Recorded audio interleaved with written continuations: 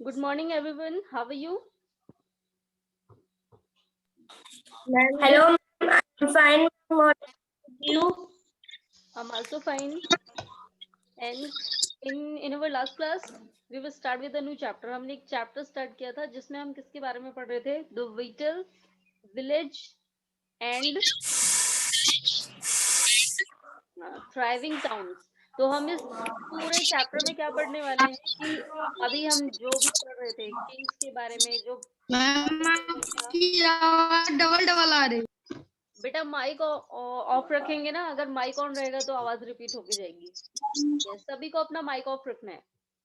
तो अभी हमने क्या पढ़ा इस चैप्टर में कि जो किंग के अलावा जो बाकी पर्सन्स थे वो कौन कौन थे, क्या क्या काम करते थे, किस तरीके से टैक्स पे करते थे, उनके नाम क्या थे, ये सारी चीजें हमें इस चैप्टर में पढ़नी है।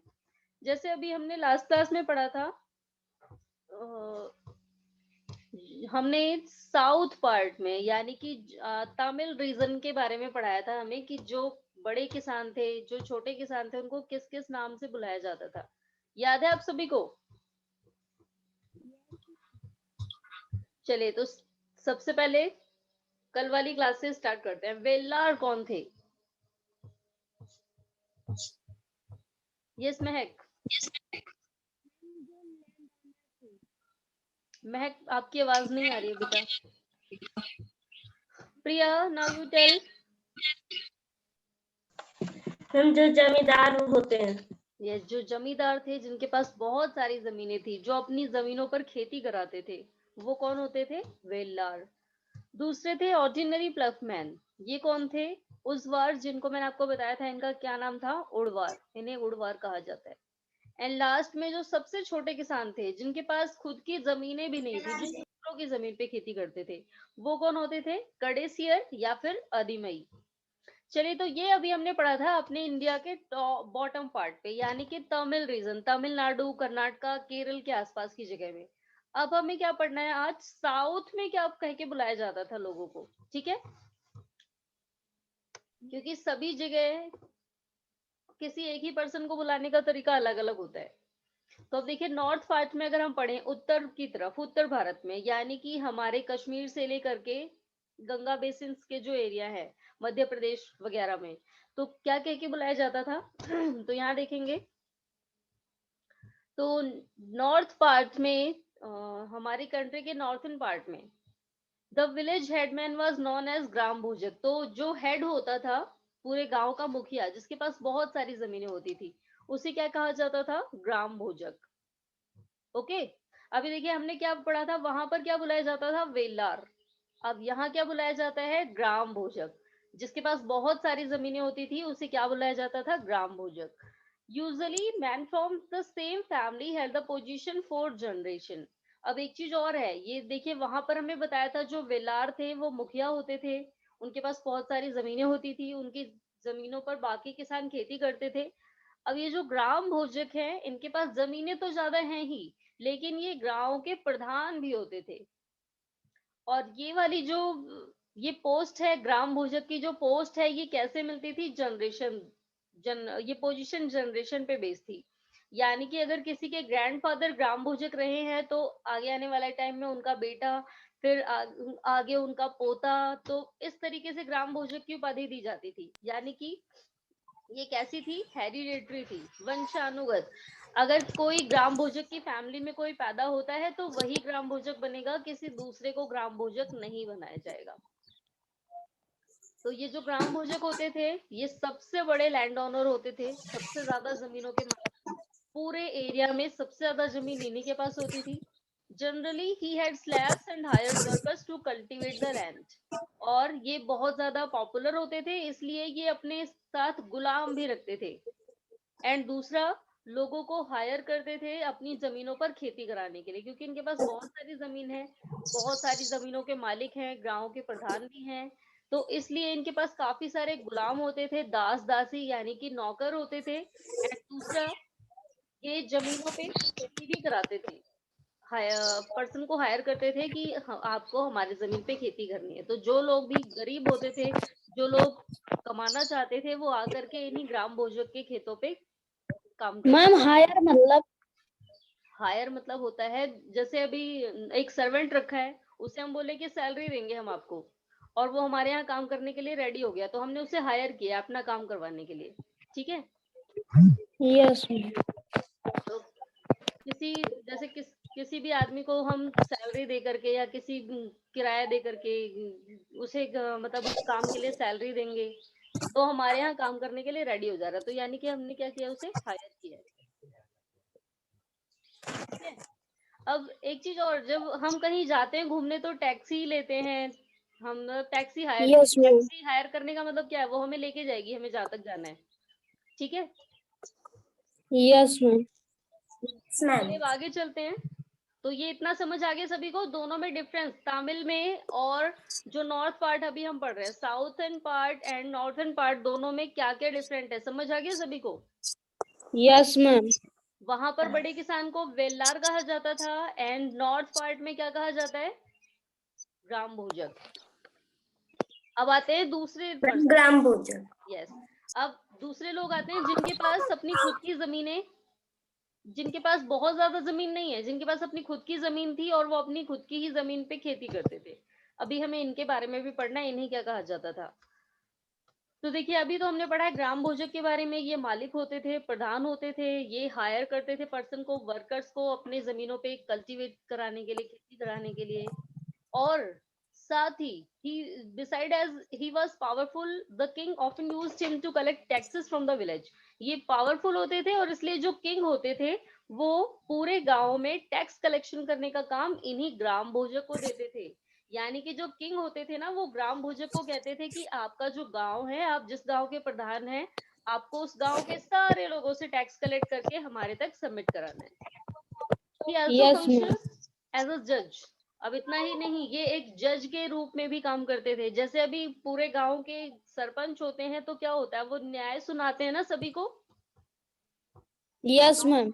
गांव के मुखिया। तो सेम ऐसे ही ग्राम भोजक भी होते थे, ये एक टाइम पे जज का काम यस। भी करते थे, न्याय देने का भी। यानी अगर गांव में मान लो कोई भी परेशानी चल रही है और कोई भी डिसीजन लेना है, तो जो ग्राम भोजक जो डिसीजन देता था वो मान्य होता था, सभी लोग उसे मानते थे। एंड कभी कभार ये पुलिसमैन की तरह भी काम करते थे, यानी कि एक रक्षक के रूप में। यानी कि गांव में अगर कोई भी परेशानी आने वाली है तो उसको प्रोटेक्ट करने का काम कौन करते थे, ये ग्राम भोजक। ये अपने पूरे गांव को बाकी अटैकर से बचाते भी थे, ठीक है। Yes ma'am. यानी अभी देखिए, वेल्लार का रोल उतना नहीं था, लेकिन ये जो ग्राम भोजक हैं, इनका रोल काफी ज्यादा है। वेल्लार केवल बड़े किसान थे, उनके पास बहुत सारी जमीनें होती थी, वो अपनी जमीनों पे खेती कराते थे। बट ग्राम भोजक जो है, इनके पास जमीनें तो है ही, ये गांव के प्रधान भी होते थे। दूसरा, इनकी जो परंपरा थी, ये वंश पे चली आ रही थी। यानी किसी की फैमिली में अगर कोई ग्राम भोजक है तो नेक्स्ट जनरेशन, यानी कि उनका बेटा और उनका पोता ही ग्राम भोजक बन सकता था, बाकी और कोई नहीं बन सकता था। दूसरा, ये इतने पावरफुल थे, ये अपने साथ नौकर और गुलाम भी रखते थे, लोगों से अपनी जमीनों पे खेती भी कराते थे, न्यायाधीश भी होते थे, न्याय भी देते थे, और दूसरा पुलिसमैन की तरह भी काम करते थे। तो इतना समझ आ गया सभी को। Yes ma'am. चलिए, तो अब आते हैं वो पर्सन, यानी कि नॉर्थ पार्ट में वो लोग जिनके पास अपनी खुद की जमीन होती थी, यानी कि केवल इतनी जमीन कि वो खेती करके अपनी फैमिली को खिला ले जाएं, बस, बहुत ज्यादा जमीन नहीं होती थी। तो ये लोग कौन होते थे, ग्राम भोजक के अलावा there were other independent farmers known as grihapati. तो ये होते थे गृहपति। Most of whom were smaller land owners. ये छोटे जमीनों के मालिक होते थे, यानी कि छोटे जमींदार। And then there were men and women such as the das कर्मकार who did not own land and had to earn a living working on the field owned by others। तो ये देखिए, दूसरे गृहपति हैं, पहले हैं ग्राम भोजक जो कि प्रधान है, दूसरे हैं गृहपति जिनके पास जमीन है, थोड़ी जमीन है, बहुत ज्यादा नहीं है, थोड़ी जमीन है, जिसके ऊपर ये खेती करते हैं और अपनी जमीनों के मालिक हैं ये खुद के, ठीक है। तो ये कौन है, गृहपति। एंड लास्ट में आते हैं वो लोग जो गरीब किसान हैं, जिनके पास अपनी जमीनें ही नहीं है। जैसे हमने वहां पर पढ़ा था, कडेसियर और अधिमई, वो लोग थे जिनके पास अपनी खुद की जमीनें नहीं थी। तो नॉर्थ पार्ट में इन लोगों को दूसरे नाम से बुलाया जाता है। क्या नाम है इनका, दास और कर्मकार, ठीक है। तो नॉर्थ Yes, पार्ट ma'am. में दास और कर्मकार ऐसे लोग थे जिनके पास अपनी खुद की जमीनें नहीं थी, ये दूसरों की जमीन पे खेती करते थे। किसकी जमीनों पे करते होंगे? ग्राम भोजक की जमीन पे। ठीक है, मैम जमींदार के। तो इतना समझ आ गया सभी को? Yes, ma'am. Yes ma'am. अब आपको कंफ्यूज नहीं होना है, ये याद रखना है कौन कहाँ कहाँ था, बस नाम याद होने चाहिए। एक जगह है ग्राम भोजक, दूसरी जगह वेल्लार, और गृहपति हैं वहां पर कौन थे? वो उड़वार थे। और जो सबसे छोटे किसान है, गरीब किसान, वहां पर उन्हें कड़ेसियर कहा जाता था साउथ में, एंड नॉर्थ में क्या कहा जाता है? कर्मकार। ठीक है, Yes, ma'am. अब देखिए इन लोगों यस के मैम। अलावा, यानी कि ग्राम भोजक, गृहपति और कर्मकार, इन तीनों के अलावा और भी लोग थे जो काम करते थे अदर टाइप के, यानी कि क्राफ्ट पर्सन भी थे, लोहार, ब्लैक स्मिथ लोहार भी थे, पॉटर यानी कि कुम्हार जो मिट्टी के बर्तन बनाते हैं, कारपेंटर यानी कि जो बढ़ई होते हैं जो लकड़ी का सामान बनाते हैं वो लोग भी रहते थे, एंड वीवर यानी कि बुनकर जो टोकरियां वगैरह बनाते हैं। तो ये लोग भी थे जो इस गांव में रहते थे नॉर्थ पार्ट में। इतना समझ आ गया सभी को? Yes, ma'am. Yes, चलिए यस अब एक मैम। आती है नेक्स्ट चीज। अब हमें तमिल लिटरेचर पढ़ना है, और ये टॉपिक आपके लिए इम्पोर्टेंट है क्योंकि नेक्स्ट चैप्टर में भी इसके बारे में पढ़ना है, एंड 7th क्लास में ना, मुझे चैप्टर कंफर्म नहीं याद है, लेकिन उसमें भी एक चैप्टर में इसी संगम लिटरेचर के बारे में पढ़ना है। तो इसे याद रखना है कि इसकी शुरुआत कहाँ से हुई थी। संगम लिटरेचर की शुरुआत हुई है तमिलनाडु से। Okay, Yes, ma'am. yes, ma'am. अब एक चीज और, अब संगम लिटरेचर का नाम संगम क्यों पड़ा है? तो ये इलाहाबाद के प्रयागराज संगम में नहीं लिखा गया है। कहीं आप लोगों के माइंड में ये आ रहा हो ये संगम लिटरेचर है तो यानी ये वहां पर बनाया गया, बिल्कुल नहीं। इसका संगम लिटरेचर नाम क्यों पड़ा है, देखिए हमें इस पैराग्राफ में दिया हुआ है। तो some of the earliest works in Tamil known as Sangam literature. तो तमिल के आसपास जितने भी काम किए गए, आप काम कौन से? लिखने वाले, यानी कि राइटिंग वर्क, जो कहानियां लिखी गई, जो कविताएं लिखी गई, जो कथाएं लिखी गई, इन सभी को संगम लिटरेचर के नाम से जाना गया। अब ये कब लिखी गई थी? अराउंड 2300 ईयर्स अगो, आज से लगभग 2300 साल पहले। तो यानी कि जो संगम लिटरेचर है ये आज से लगभग 2300 साल पहले लिखा गया था। दिस टेक्स्ट वर कॉल्ड संगम। इस इन टेक्सेस को, ये जो लिखे गए हैं, जो कहानियां लिखी गई हैं, जो कथाएं लिखी गई हैं, इन्हें संगम कहा जाता है। क्यों कहा जाता है? They were supposed to have been composed and compiled in assemblies। क्योंकि ये कहाँ लिखी गई थी? एक असेंबली थी, यानी कि एक सभा होती थी जिसमें पोइट्री करने वाले होते थे, म्यूजिक म्यूजिशियन होते थे, गाने बजाने वाले होते थे। ये सारे लोग एक साथ बैठते थे और एक साथ बैठ करके मिल करके उन चीजों की रचना करते थे। तो इतने सारी चीजों के मिक्सअप होने से, यानी कि इतने सारे लोगों ने मिल करके वो चीज लिखी है, इसलिए इसका नाम क्या रखा गया है? संगम लिटरेचर।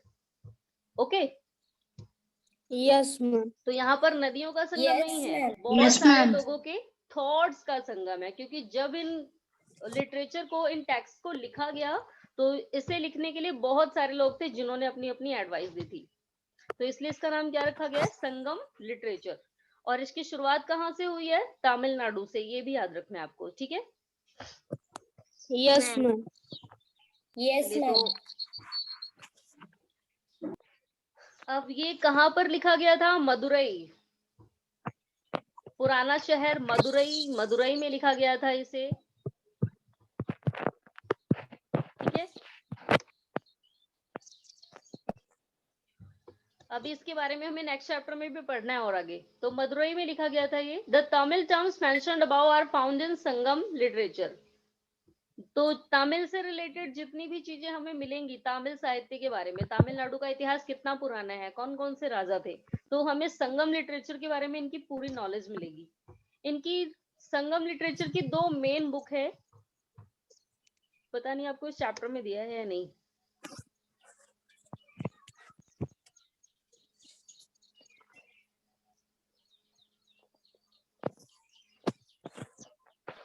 चलिए नहीं दिया है। तो संगम लिटरेचर की 2 बुक है मेन, एक है सिलापट्टिकारम और दूसरी है मनी मेखलई। ये 2 मेन बुक है। इन बुक्स में ना संगम लिटरेचर के बारे में दिया गया है। चलिए Yes, ma'am. आगे आने वाले चैप्टर में हमें बताया होगा उसके बारे में भी। चलिए, तो अभी जितना पढ़ा है सभी को समझ आ गया? Yes, ma'am. Very good. तो अब आगे क्या पैराग्राफ दिया है हमें? Finding out about cities, stories, travellers, sculpture and archaeology.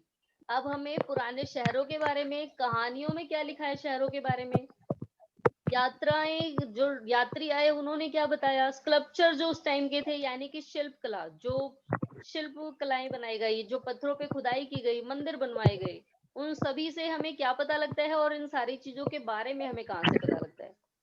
यानी कि कोई यात्री आया था, कोई मंदिर बनवाए गए, आर्कियोलॉजी जो है हमारी पुरातत्व शास्त्र, इन सारी चीजों से हमें क्या क्या बताया गया। तो देखिए, सबसे पहला दिया है जातक टेल्स। जातक कहानियां हमने पढ़ा था ना, किन्होंने लिखी है जातक कहानियां? अभी हमने पिछला चैप्टर पढ़ा था, किसके बारे में था? नहीं, पिछला नहीं, उससे last chapter, last to last chapter याद है आपको? हमने दो फेमस सेलिब्रिटी के बारे में पढ़ा था उस चैप्टर में, दो बहुत ही महान ऋषि मुनि। कौन कौन थे? yes. पहले तो थे गौतम बुद्ध, और दूसरे कौन से थे? भगवान महावीर।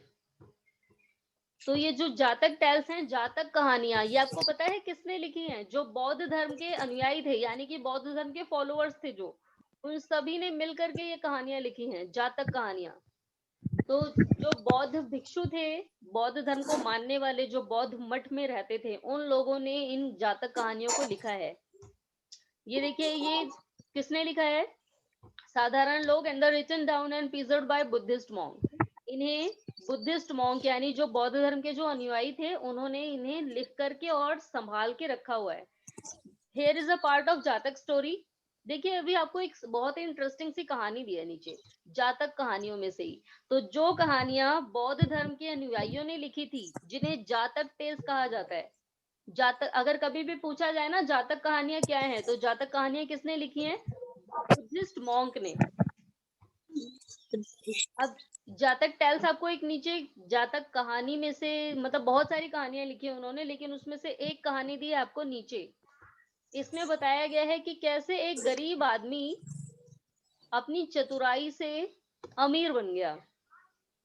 यानी कि एक आदमी था, बहुत गरीब था, वो उसने ऐसा क्या किया जो वो बहुत ही पैसे वाला बन गया। चलिए, अभी ये स्टोरी पढ़नी है हमें। तो ये जातक कहानी है जो बौद्ध भिक्षुओं ने लिखी है। देखिए, टाइटल क्या है स्टोरी का, ये सभी को ध्यान से सुननी है स्टोरी, क्योंकि तभी हमें पता लगेगा कि उसने कौन सी बुद्धि लगाई थी अमीर बनने के लिए। तो देखिए, जो स्टोरी है हमारी, द क्लेवर पुअर मैन, यानी कि चतुर गरीब आदमी। ये गरीब था लेकिन बहुत ही होशियार था, इसने अपना माइंड लगाया और बाद में पैसे वाला बन गया। तो क्या होता है स्टार्टिंग में? Once upon a time there was a clever poor young man who lived in a city. तो बहुत समय पहले की बात है, एक बहुत ही चतुर आदमी था, जवान था, वो एक शहर में रहता था। अब देखिए, ये इतना गरीब था, his only resource was a dead red. उसके पास कुछ भी नहीं था, उसे एक मरा हुआ चूहा मिला। ठीक है, कुछ भी नहीं था, उससे पहले क्या हुआ? एक मरा हुआ चूहा मिला। अब देखिए, अब फिर क्या हुआ? He started off by selling it for a coin to a hotel. वो उस मरे हुए चूहे को लेकर के गया होटल में, और उस होटल में उसने अपने मरे हुए चूहे को बेच दिया। और मैम होटल वो वाले, खरीद के लिए। यस, देखिए, अब उन्होंने एक कॉइन दिया उसे, एक सिक्का दिया, उस मरे हुए चूहे को खरीद लिया फॉर देयर कैट, अपनी बिल्ली को खिलाने के लिए। चलिए, तो अभी यहाँ तक तो समझ आया। उसके पास एक मरा हुआ चूहा था, वो उसे लेकर के होटल में गया, होटल में उसने बेच दिया, होटल वाले ने खरीद लिया, किस लिए? अपनी बिल्ली के लिए। ठीक है, एक सिक्का मिला अब उसे। अब क्या हुआ आगे? Then one day there was a storm. एक दिन बहुत ही भयंकर सा तूफान आया। The king's garden was littered with branches and leaves. तो जो राजा का बगीचा था वो भर गया। लिटर्ड मीन्स होता है भरना। तो ये भर गया टूटी हुई टहनियों से एंड पत्तियों से। तो जब बहुत आंधी तूफान आया, जो बगीचा था वो सारे पेड़ गिर गए उसमें, और पत्तियां बिखर गई इधर उधर। And and the gardener was at a loss as how to clear the mess. अब जो गार्डनर था यानी कि राजा का माली, वो बेचारा परेशान हो गया। अब वो ये सोच रहा था, how to clear the mess, कैसे साफ करूं मैं इस मेस को, इस कूड़े कचरे को कैसे साफ करूं। The young man offer to clean the garden if he could keep the wood and leaves. अब जो ये गरीब आदमी था जिसने चूहा बेचा था, ये गया राजा के माली के पास और इसने क्या कहा कि मैं इस बगीचे को साफ कर दूंगा लेकिन एक शर्त पे। अब इसने क्या बोला, अगर आप मुझे इस पेड़ जितना भी गार्डन में लकड़ियां गिरी हैं और जितनी भी पत्तियां गिरी हैं, अगर आप सारी मुझे दे दो ना तो मैं साफ कर दूंगा पूरा। अब जो गार्डनर था, the gardener agreed at once. अब गार्डनर रेडी हो गया, बोला कि भाई ले जाना, कूड़े करकट का मैं करूंगा क्या, तुम इकट्ठा करके साफ कर दो और ले जाना उसे अपने साथ। अब देखिए आगे क्या होता है फिर। यस, तो the young man rounded up all the children who were playing. अब जो ये आदमी था चूहे वाला, इसने क्या किया, जितने भी बच्चे वहां खेल रहे थे ना सभी को बुलाया, बोला जल्दी आओ इधर आओ। With an offer of sweets for every stick and leaf they could collect. उसने क्या बोला कि जितना भी इस जंगल में पड़ी है ना लकड़ियां, उन सभी को इकट्ठा कर दो और जितना बंडल बनाओगे उतनी टॉफी, उतनी मिठाई मिलेगी। स्वीट्स बोला, तो क्या बोला है कि जितने आप बंडल बनाओगे उतनी मिठाई मिलेगी। तो पत्तियां और लकड़ियों का बंडल बनाना है, तुम्हें यहाँ कलेक्ट करनी है और उसके बाद तुम्हें मिठाई मिलेगी, जितनी आप कलेक्ट करोगे उतनी। In no time, every step had been neatly filled near the entrance। और बिल्कुल समय नहीं लगा, बच्चे दौड़े दौड़े गए, उन्होंने सारे स्टेप को उठाया और गार्डन को साफ कर दिया और सारा कहाँ लाके इकट्ठा कर दिया, एंट्रेंस पे, यानी कि जो बगीचे का प्रवेश द्वार था जहां से बगीचे में एंटर हुआ जाता है, तो उस एंट्रेंस पे लाकर के बच्चों ने सारा इकट्ठा कर दिया। अब आगे क्या हुआ है फिर। Just then the king's potter was on the look out for fuel with which to bake his pots। अब वहीं गार्डन के सामने से राजा का पॉटर जा रहा था, कुमार जो बर्तन बनाता था, उसे अपने बर्तनों को बनाने के लिए फ्यूल चाहिए था, लकड़ियां चाहिए थी। So he took the whole lot and paid the young man for it। तो उसने क्या किया, जितना भी बच्चों ने बंडल बनाया था ना गट्ठर, वो सारा उसने ले लिया और कहा कि मैं, मुझे काम है, मैं ले जाऊंगा, इससे अपने बर्तन बनाऊंगा। और वो सारे गट्ठर उठा के ले गया और उसने उस आदमी को पेमेंट भी कर दी। देखिए अभी तक पता लगा कितना माइंड लगा रहा है ये आदमी। अब देखिए और आगे क्या करता है ये। तो उस पॉटर ने वो सारे गट्ठर उठाए, उसे ले गया और उस यंग मैन को पेमेंट कर दिया। उस यंग मैन ने क्या किया होगा, बच्चों को मिठाई भी खिला दी होगी। अब आगे देखिए और क्या होता है। Our young man now thought of another plan. अब ये जो यंग मैन था इसने एक और प्लान सोचा। He carried a jar of full water to the city gate. उसने एक बड़े से जार में पानी भरा और उसे सिटी गेट पे, यानी कि जो शहर का जो गेट था वहां पर ले गया। And offer water to 500 grass cutter. और उसने 500 घास काटने वालों को, जो घसियारे थे जो घास काटते थे अपने जानवरों के लिए, तो उन सभी को ये पानी पिलाया। ठीक है। Yes, ma'am. They were pleased and said। अब वो लोग खुश हो गए पानी पी करके, क्योंकि जब वो घास काट रहे थे कड़ी धूप में तो बेचारे परेशान तो हो ही गए थे, उन्हें पानी मिल गया तो वो बहुत ही खुश हुए।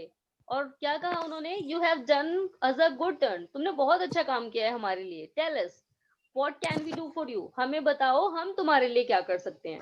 तो ये जो 500 ग्रास कटर थे ये सभी पानी पी करके खुश हो गए। उन्होंने उस आदमी से क्या कहा, तुमने बहुत अच्छा काम किया है, अब बताओ हम क्या कर सकते हैं तुम्हारे लिए। तो अब देखते हैं इस आदमी ने क्या कहा उनसे। He replied। अब यंग मैन ने क्या उत्तर दिया, I will let you know when I need your help। अभी नहीं, इसने क्या कहा, अभी नहीं, जब मुझे तुम्हारी जरूरत होगी ना तब मैं बताऊंगा क्या काम, मुझे क्या हेल्प चाहिए। अभी कोई भी हेल्प नहीं चाहिए, लेकिन जब मुझे जरूरत होगी तब बताऊंगा क्या हेल्प चाहिए। He then made friends with a trader। अब इसके पास पैसे तो आ ही गए थे, इसने एक व्यापारी से, एक ट्रेडर से फ्रेंडशिप की। One day the trader told him। अब ट्रेडर जो कि उसका फ्रेंड बन गया था, उसने क्या बताया, tomorrow a horse dealer is coming to town with 500 horses. अब इसने क्या बोला कि कल एक घोड़े का व्यापारी अपने 500 घोड़ों के साथ यहाँ आ रहा है। Hearing this. अब जब उस यंग मैन ने सुना, went back to the grass cutter. वो फिर से गया ग्रास कटर के पास गया, दौड़ा दौड़ा हुआ। और अब क्या बोला उसने ग्रास कटर से, please give me a bundle of grass each. अब उसने कहा कि आप जितने लोग हो ना सभी मुझे घास का एक एक बंडल दे दो फटाफट। मैंने आप लोगों को पानी पिलाया था और उन्होंने बोला भी था कि तुम्हें जो मदद चाहिए होगी हम करेंगे, और क्या बोला था उस समय इस यंग मैन ने कि जब जरूरत होगी तब बताऊंगा। तो अब ये गया उस Yes, ma'am. ग्रास कटर के पास और क्या कहा कि आप सभी मुझे एक एक ग्रास का गट्ठर दे दो, एक बंडल ऑफ ग्रास।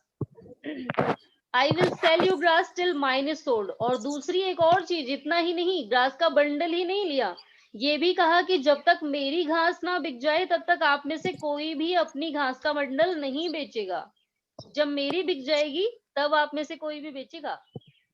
अब वो सारे एग्री हो गए, उन्होंने कहा भाई पानी पिलाया था इसने हम सभी को, तो बहुत बड़ा उपकार किया था, चलो मान लेते हैं इसकी बात। मैम वो बहुत चतुर था।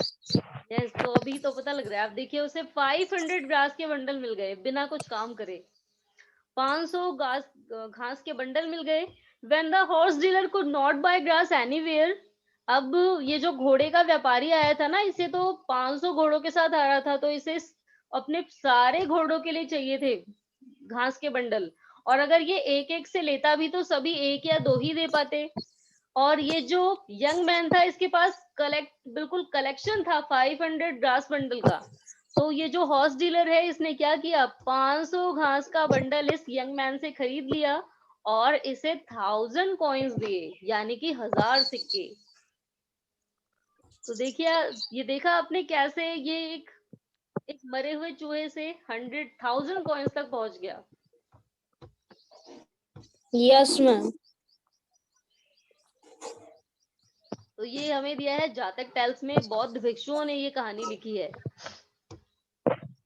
अब देखिए आगे क्या पूछा है हमसे इसने, list the occupation of the person mentioned in story.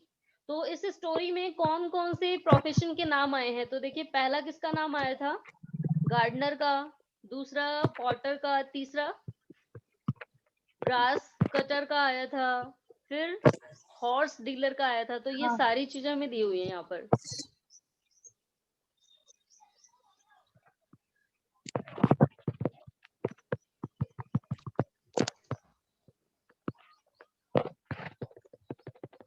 चलिए, तो आज जितना पढ़ा है अभी सभी को समझ आया। Yes, ma'am. अब एक चीज और, नेक्स्ट क्लास में हमें पढ़ना है अभी कॉइन्स के बारे में, ठीक है। Yes, ma'am. Coins and pillars के बारे में हम लोग पढ़ेंगे नेक्स्ट चैप्टर में। तो कॉइन्स कौन कौन से थे ये देखिए हमें दिया है। कॉइन्स किसने बनवाए थे सबसे पहले, कौन सा मेटल यूज किया जाता था, ये सारी चीजें हमें पढ़नी है नेक्स्ट क्लास में, ठीक है। जैसे आज के टाइम पे आप लोग Yes. जाते हैं ना कॉइन लेके कोई चीज खरीदने, 1 rupee coin, 2 rupee coin, 5 rupees का कॉइन लेके जाते हैं आप सामान खरीदने के लिए। तो पहले इस टाइप के कॉइन चलते थे स्टार्टिंग में जब शुरुआत हुई थी। तो अभी हमें नेक्स्ट क्लास में कल पढ़ना है, हम लोग कॉइन्स के बारे में कल पढ़ेंगे, ठीक है। अब आज का आपका होमवर्क क्या है, सभी सुनेंगे ध्यान से।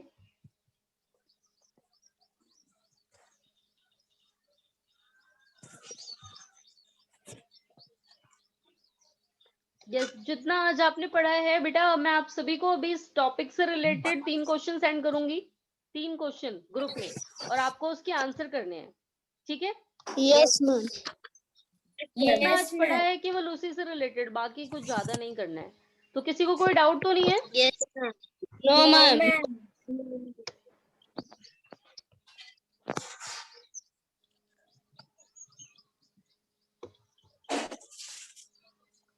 ओके, तो आज के लिए इतना ही, बाकी हम नेक्स्ट क्लास में पढ़ेंगे। Okay student, good bye everyone. Goodbye, ma'am. Ma'am, goodbye.